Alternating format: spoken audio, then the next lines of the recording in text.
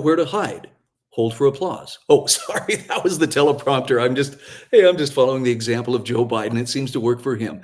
We're going to talk about breaking distractions today. And in particular, as the May 21st primary approaches in Idaho, there's a lot of stuff being thrown at us to keep us distracted and stirred up and maybe even looking in a direction other than what really matters. So what really does matter? Glad you asked. We'll talk about that coming up.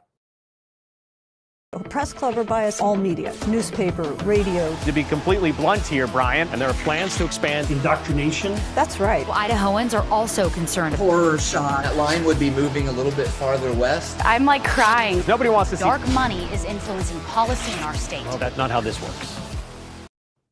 Once again, thank you for joining us for Nowhere to Hide. I'm here to share a few ideas with you and a few examples of legacy media bias and how it is used not to keep you informed, not to help you be a more responsible citizen and better able to exercise your franchise as a citizen, but rather to keep you within a certain narrative that benefits those in power, usually at your expense. So we'll start with some breaking distractions. See if you can tell which one of these are to help keep us, more stirred up. First of all, we have this wonderful headline from KTVB, Toxic: How the Search for the Origins of COVID-19 Turned Politically Poisonous. My goodness, I can't imagine what could have possibly made COVID become poisonous, or at least the search for truth regarding COVID. It couldn't have anything to do with the fact that people in authority lied to us over and over and over again in order to consolidate power, and that the media, the press, which should have called them out on it, instead covered for their lies and continues to cover for their lies today. Nah, couldn't be anything like that, except it actually is. And I'll give you some examples here. Here's just a partial list of some of the things that they got wrong, which is everything. Transmission of the disease, wrong. Asymptomatic spread, wrong. PCR testing, wrong. Fatality rate, wrong. Lockdowns, wrong. Community triggers, wrong. Business closures and school closures, wrong and wrong again. Quarantining healthy young people, wrong. Impact on youth, wrong. Hospital overload, that too was wrong. Plexiglass barriers, wrong. Social distancing, wrong. Outdoor spread, wrong. Masks, which we're going to talk about in some detail here in a moment, wrong. Variant impact, that was also wrong. Natural immunity, they got it wrong. Vaccine efficacy, they got it wrong. Vaccine injury, wrong. The question that remains, did they get a single thing right? And if there is, I don't know what it is, but the bottom line is we were lied to. The press enabled those lies from people in authority. And to this point, there really doesn't seem to be a lot of accountability for those in authority as well. But let's take a moment here and talk just a moment about the masks and how masks figured into this. Actually, one thing first. We're not allowed to question the thing that stuck in people's arms and gave them an mRNA injection. And if you try to question that, it becomes very problematic. You'll get throttled by algorithms. You'll be, banned or corrected on various social media platforms. I like this advice, though. They simply cannot stop staring at the floorboards where the body is buried. We're talking about health authorities. The best way to know what's actually happening is to watch what public health agencies are trying to convince you is not happening. I like this too. Seriously, come up with a better first pass heuristic. So let's talk a little bit about masks now, because that was a central part of the whole, you show that you're a good citizen by putting on that mask. And how many times did you hear people like Utah Governor Spencer Cox, wear the damn mask, even though it did no good. It didn't stop transmission. And masks now have become kind of a default, they're a fixture on the political left. Now, this is from 2020. This is from the Summer of Love on behalf of George Floyd. Here we have some Black Lives Matter Antifa types, asking that people stop oppressing them. How? Well, by marching down the street, chanting in unison, and threatening people with violence. Anti-fascist kind of stuff. Except they really behave a lot like fascists. And the masks are a big part of that belligerence that they're showing towards other people. Poor lady here just sitting there trying to enjoy a drink. And she's got people screaming in her face, you will chat with us. I like this observation from Elgato Malo, which asks about, maybe that putting on one's mask allows another mask to be taken off. In fact, perhaps the cowardly may only enjoy their base desire to be beastly to others and to dominate them when identity is occluded and individuality subsumed to the faceless collective. That sounds about right. And Elgato Malo says it must be a hell of a drug. Now, let's take it one step further. This individual talks about the hate, the impulse to punish, the uncontrollable revulsion when someone thinks differently politically than them. And this isn't just for Antifa and BLM types. The demand to stop their opposition from speaking or being heard, the desire to destroy, even at the expense of their own self-interest, it's demonic. And yet we see this regularly in many different settings. Look, I don't know who said it first, but I think it's a pretty accurate representation. You can politically separate people into one of two groups: those who want to control others and those who don't. You can pretty much guess which side the control freaks are on. Now, the side that doesn't want to control others, there's a name for them too. I believe the common lexicon is extremists, or at least that's what they're called here in the Gem State. And yet, nothing could be further from the truth. Setting reasonable boundaries, it sends them into an absolute tizzy. In the episode I do on Friday, I'll talk a little bit about the absolute meltdown that is going on right now as Idaho's abortion law, as well as other states with strict abortion laws, is being argued before the Supreme Court. And the breathlessness of the abortion advocates who treat this like the highest expression of human decency or dignity is to abort an unborn child. It's creepy. And I think it indicates a very sick society. But that desire to control people doesn't just start with, if I can't kill my baby, then somehow I'm living in a Handmaid's Tale.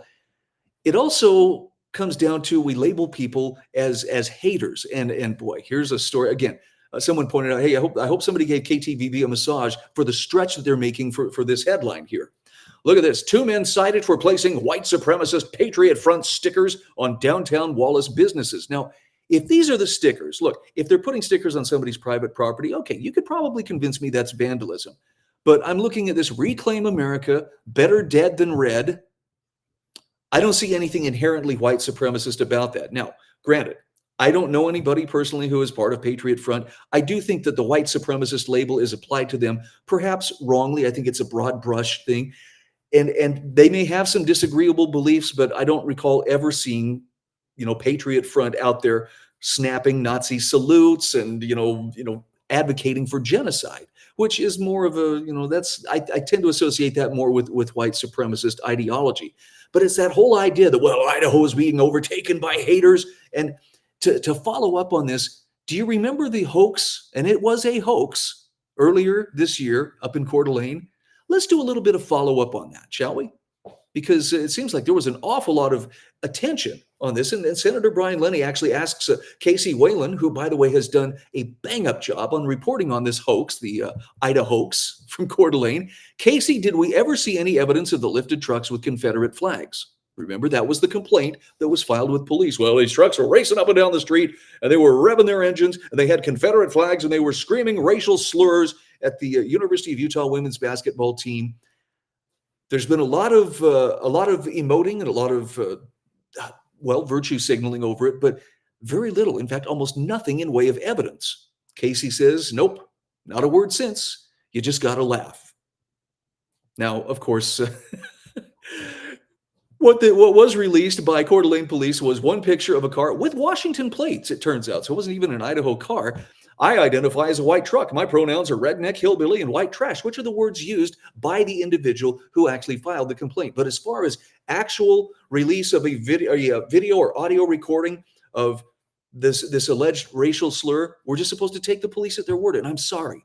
No disrespect to the boys and girls in blue, but the Coeur d'Alene police are among other police agencies that have been very politicized, and they're looking for a politically correct, justification. For crying out loud, the FBI was involved and went to Utah to interview members of the University of Utah women's basketball team. But did it actually happen? It's looking less and less likely like it did. Now, Senator Lenny says, even though it didn't happen, if you're in Senate leadership, you literally force senators to vote on a resolution condemning an event that never happened.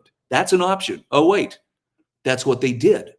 So what about the individual who actually filed this report in the first place? Remember the guy in the loud, ugly coat out there drunkenly talking, to the police officers? His name was Robert Moyer. This poster says it's feasible to allege Robert Moyer filed a false police report. So was a crime committed? Very possibly, but not by alleged Confederate flag waving, lifted pickup driving, racial slur hurling. people. It was by the guy who says that Idaho is so filled with, you guys have a problem here. By the way, go to the Idaho Tribune if you want to hear that call in its entirety. Thank you, Casey Whalen, for getting the Freedom of Information request submitted and getting the word out there in the actual 911 call, as well as the interview with the officer via the officer's body cam. Demand an apology and action for the despicably racist Idah Hoax. Leftists smeared our beautiful state. How much lost tourism revenue did they cause? The citizens of Idaho deserve reparations. I do believe that last part is probably in jest, but it also, raises a pretty interesting question. If everybody's going to, play victim, well, then we ought to be in line for some reparations as well. Now, let's talk about how this plays into the May 21st primary, which is coming up here in Idaho. This is the headline from the Idaho Capital Sun.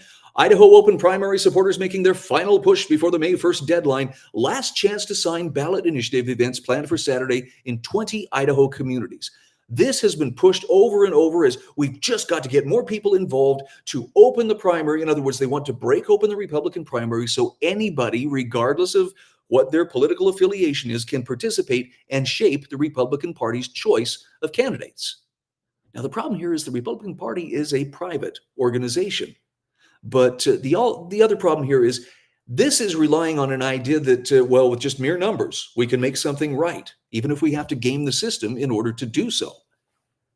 I don't understand why these people can't vote in the Democratic primary or independent if they want to. Nope. They want to break what somebody else has, which again comes down to who wants to control other people versus who wants to be left alone. I think it's pretty clear in this case.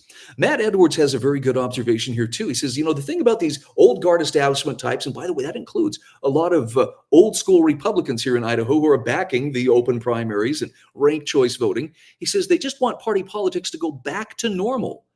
But he also reminds them there is no normal to go back to. Y'all let normal die, and COVID was the backbreaker.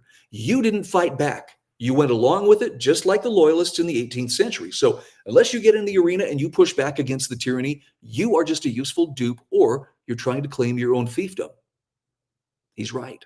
They had their chance, and this is why people like Scott Herndon and why people like Heather Scott and Brian Lenny were elected in the first place. People were incensed at the way that their governments at all levels treated them during COVID.